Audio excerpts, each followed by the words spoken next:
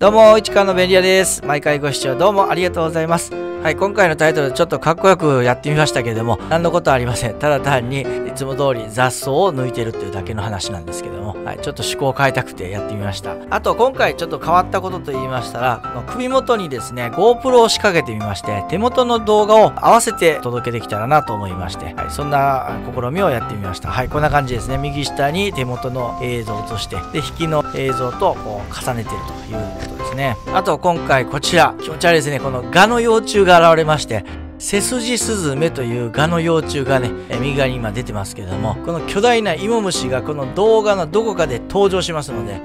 まあ興味があるかどうかは分かんないですけども、こういった招かれざる客ならぬ招かれざる虫が現れますので、よ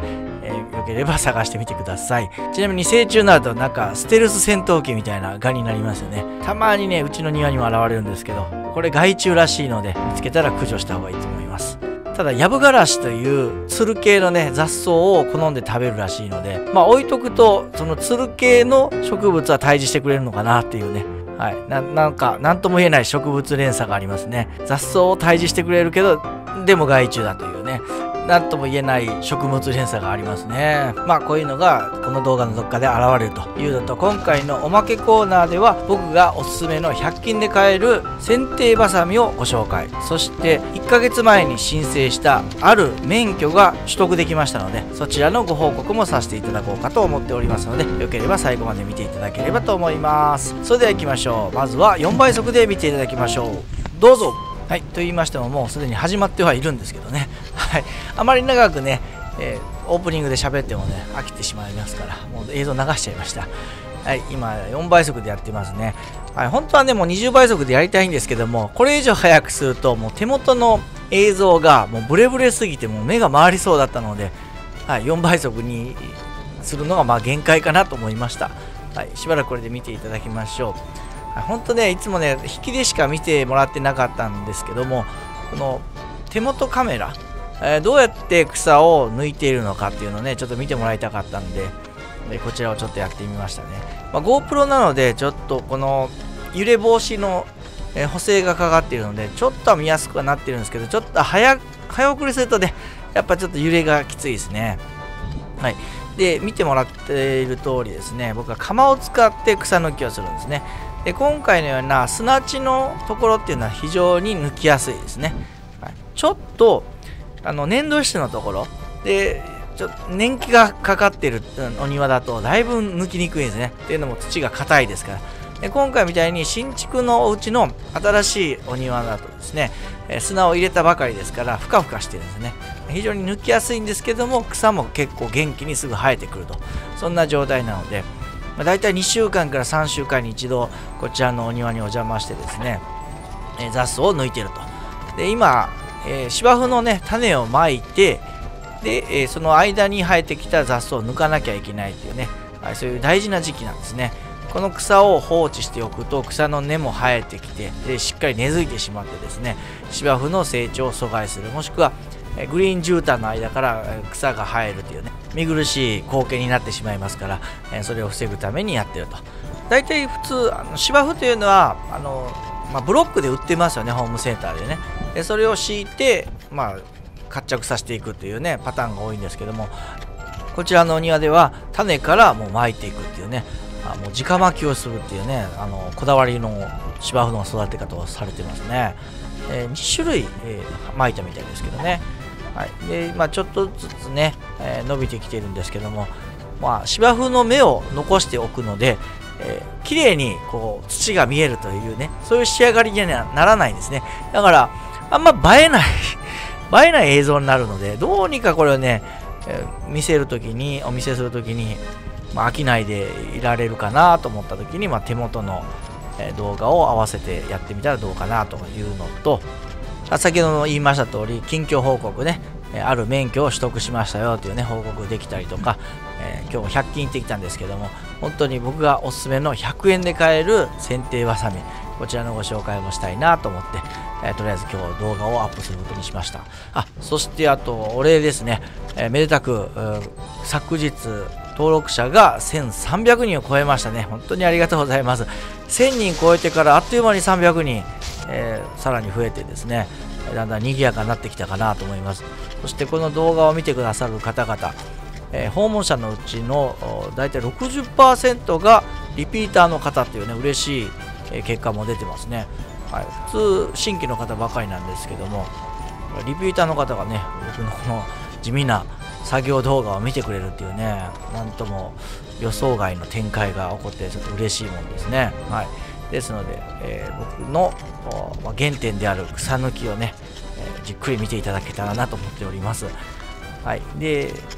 やってるうちにですね、自分のやり方がね、見つかってきたんですけども、このようにですね、釜を使って周りの土をこう掘り起こす感じでね、もう根から取っていくっていうね、今ちょっとヤブガラシが見えましたけども、ヤブガラシなんかね、結構地中深くからの根っこが生えてますので、それを掘り起こしながらやっていくんでね、もちろんね、この土の中に釜を入れると刃が傷むんですけど、これは消耗品だと思って、どんどんガシガシやってます。これ360円の釜なので、そんなに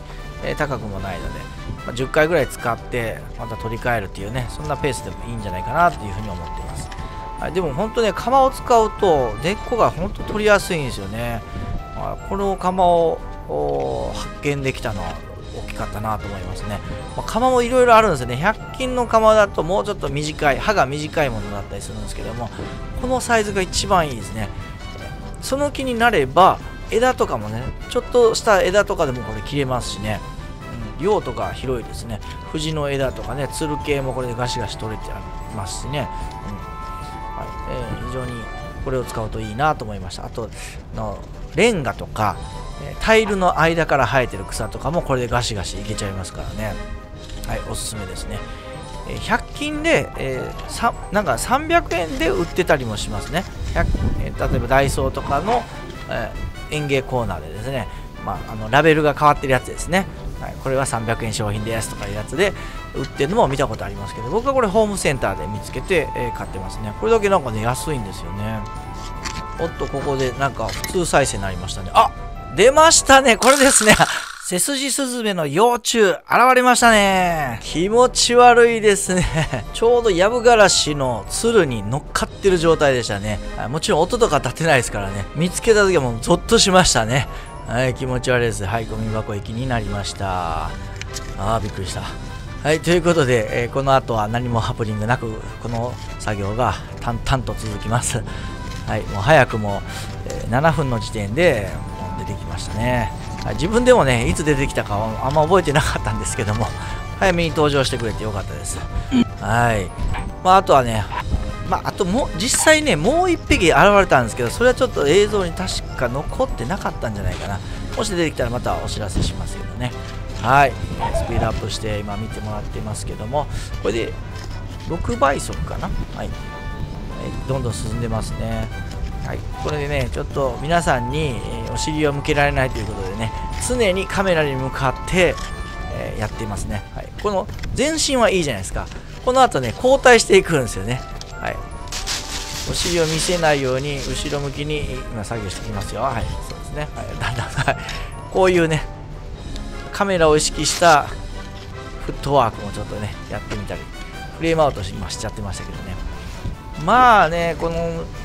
なんていうんですかね、この暑い中作業するときにですね、このカメラのアングルを気にしながらやっているっていうね、はい、これがちょっと時間かかるんですね。この間ですね、伐採の仕事でカメラ撮ろうと思ったんですけど、依頼主さんのご意向で、撮らないでほしいということだったんで撮らなかったですね。だいぶ早く仕事が終わりましたね。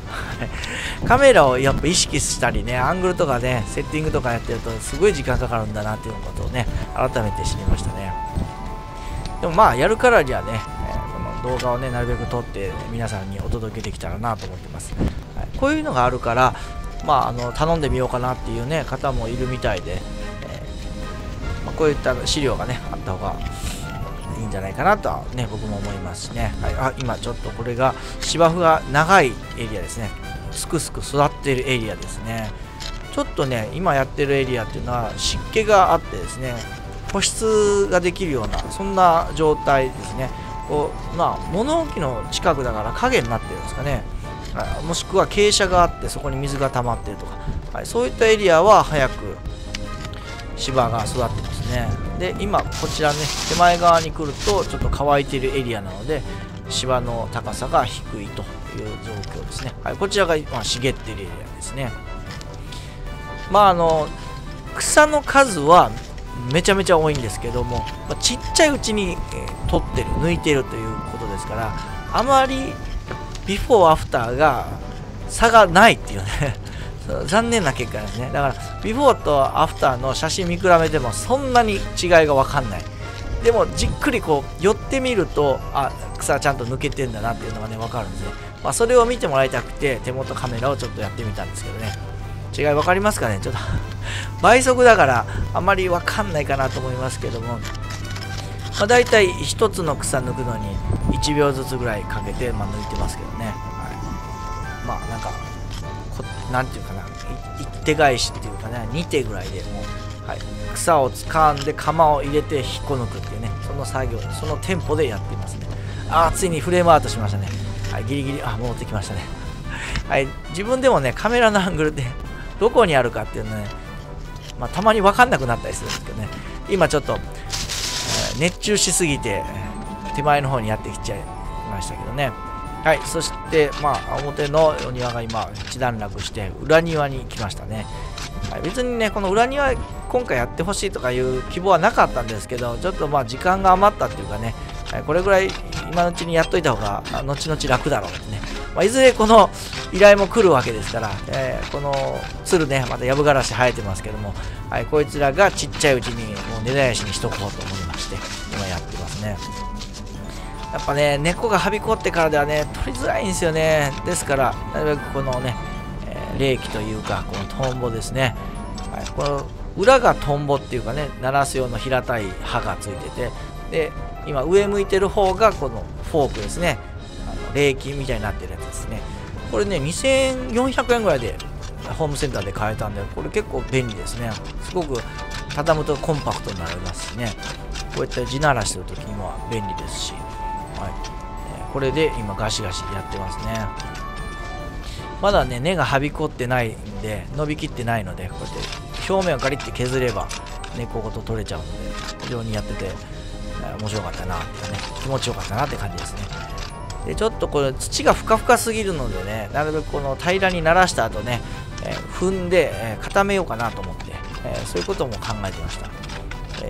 土がね硬いとやっぱ草も生えづらくなるので、そういったのを繰り返して、なるべく草が生えにくい環境を作っていこうかなと思ってます。やっぱ新築ですからね、こう土を入れたばかりで本当にねふかふかなんですよね。で雨降った後だとこの靴の裏に泥がついちゃって、なかなかこの石畳の上とか歩くと泥を持って上がったりとかねしちゃったりとかして、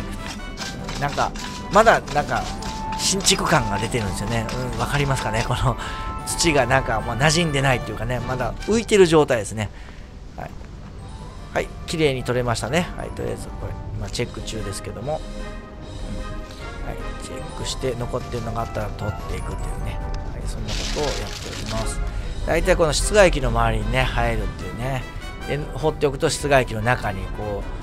う絡まってくるっていうね、そのパターンが多いですね。そうなる前に取っておくということをやりましたね。そしてゴミ箱の中にダンクシュートと。で一応ね終わったかなと思ってもう一度見回すとですね、やっぱ細かいところで生えてるんですよね。こういうのねなんか許せないので、また仕上げにもう一回見回りしてですね、全然この引きの絵ではね全く変わんないんですけども、これがねこれを見逃すと見逃さないではやっぱね2週間後のね生え方が違ってきますからね、ちょっと職人っぽさが出てしまってる感じがしますね。草抜き職人ってなんだよっていう感じですけどね。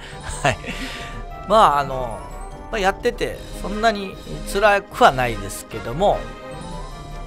夢中になってしまうという感じがしますね。なんだろう、こう入っていくゾーンに入るともうずっともう徹底して取りたくなってしまうんですね。ただやるまでがすごくめんどくさいですね。なんか物の用意、この現場に行けばねもうスイッチ入るんですけど、なんかね、物の用意がすごく嫌いなんですよね。カバンの中に、釜入れたかな。で今日は剪定バサミ必要だったっけな。ちょっとクワ持っていくか、どうしようかな。トンボ持っていくか、冷気持っていくかとかね、そういうのを考えている時間がすごく自分の中では嫌なんですね。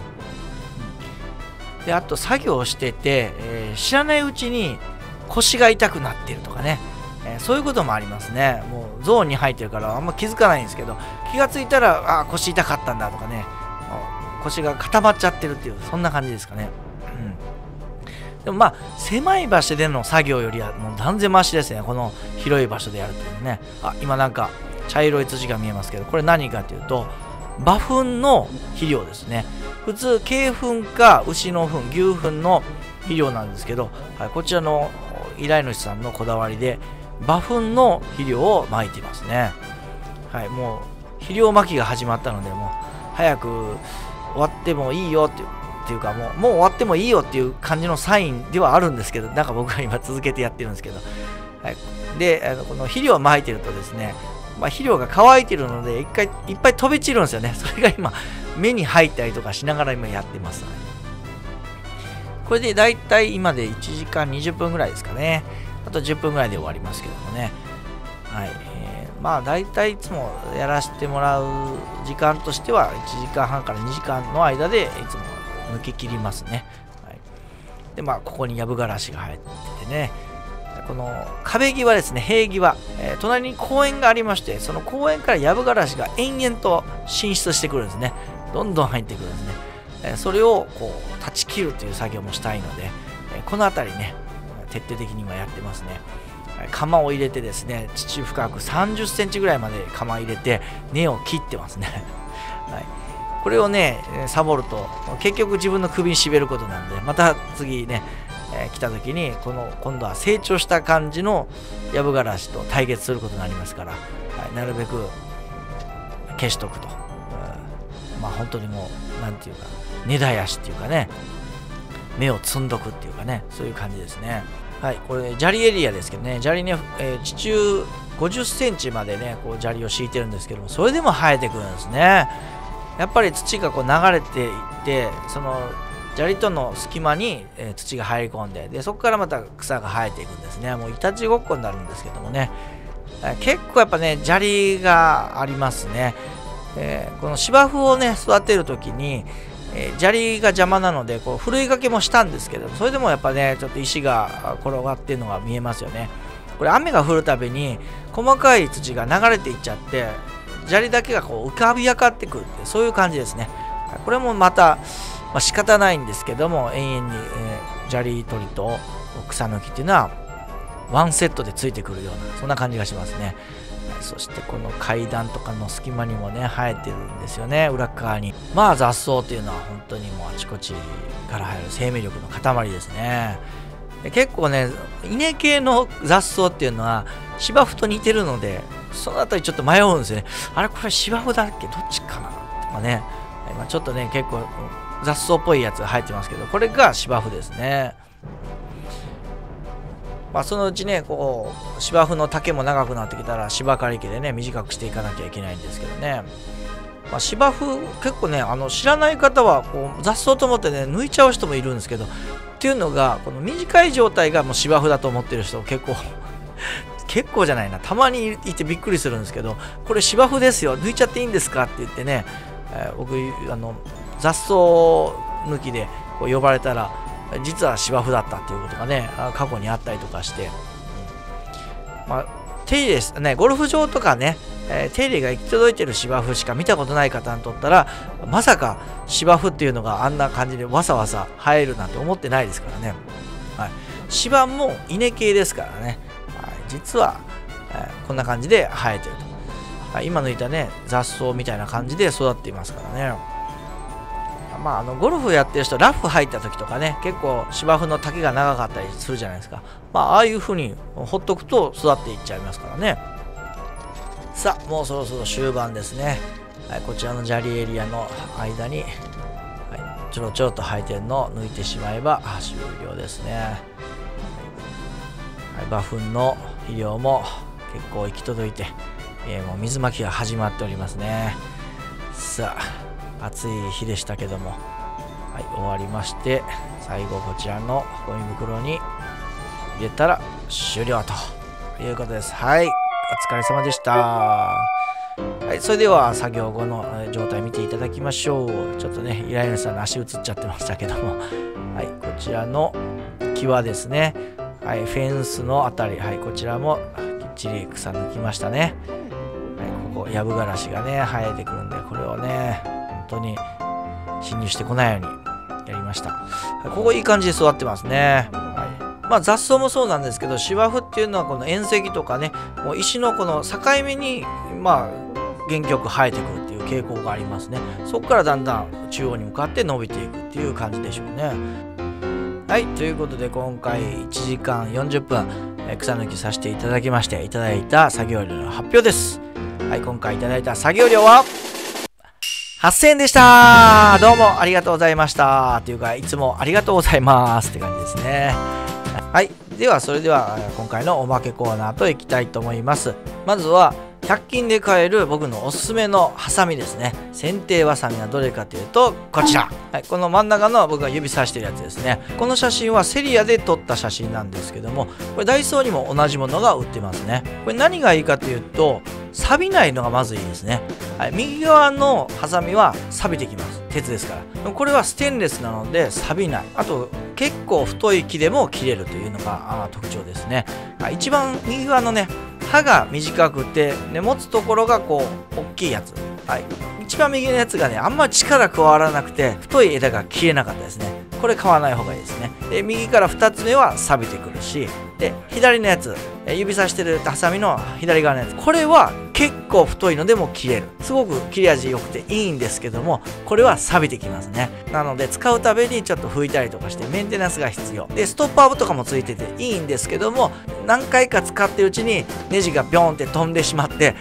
分解してしまいました。なのであんまり耐久性は良くないので、総合的に考えてこの真ん中のステンレス製のハサミがいいかなっていうふうに思いました。はい、もうストック2個僕買ってますね。はい、10回使うためにも消耗品としてどんどん取り替えていくと、そういう作戦でやってます。はい、あと今回おまけコーナー2つ目の内容としましては、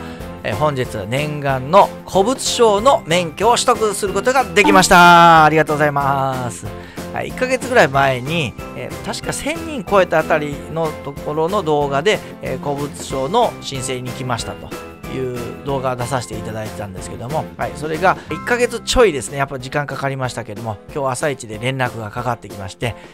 千葉県の警察署まで、古物商の免許を取りに行きました。本当もうなんかね、シンプルな免許でしたね。もう手帳っていうかね、僕の娘が通っているスイミングスクールの会員証みたいな入れ物に、もう本当にスタンプカードみたいなのが入ってるだけっていうね、ほんとシンプルなやつ。これを取得するのに印紙代19000円とね、いろんな資料ですね、住民票とか取り寄せたり、身分証明書とか取り寄せたり、それで、プラス1000円以上かかりましたので、